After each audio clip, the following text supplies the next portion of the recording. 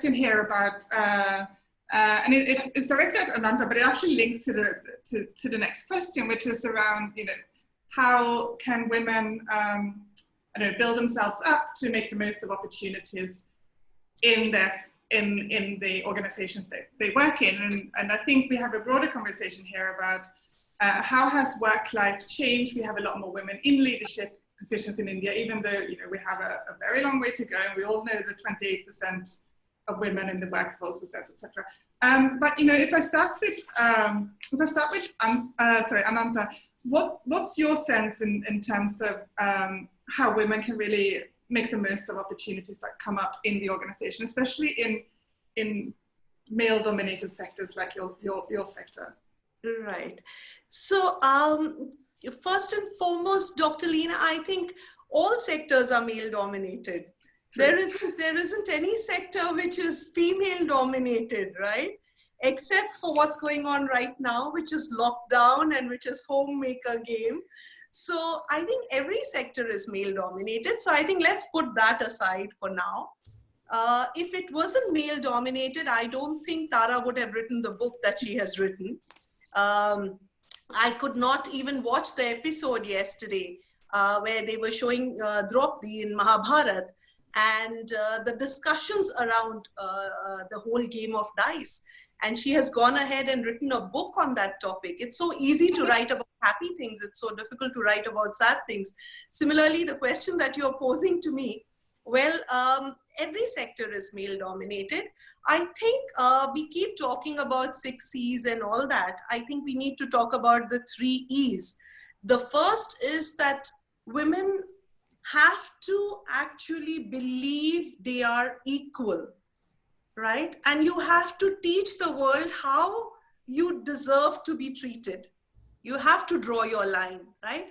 So you have to be behaving equal in every which way, if not better. So you have to be at the top of your game to earn that respect of equality. That's one very, very critical thing. Now, once you are treated as equal, okay, fine, she's as educated as me, she's as tough as me, you know, she can do everything as much as I can, or maybe better than what I can. Now, once that equality bit is away, the second very important thing is not having expectations, right? Because you are good, this should happen to you, or this will happen to you, or this is how people, everything right will happen to you. But if you start, you know, being a crybaby at your workplace just because you're so talented and because you have other responsibilities, then you tend to lose respect. You know, it's one thing choosing organizations where you are valued. You know, they think of you as a mother and a very, very top professional both. There are organizations which do that also.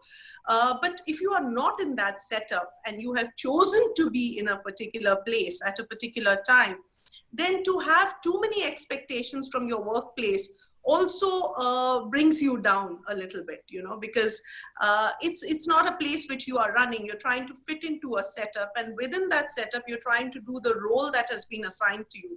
Or else you take the she-nomics route and you start something on your own, you know, which is what she has done. You can do that.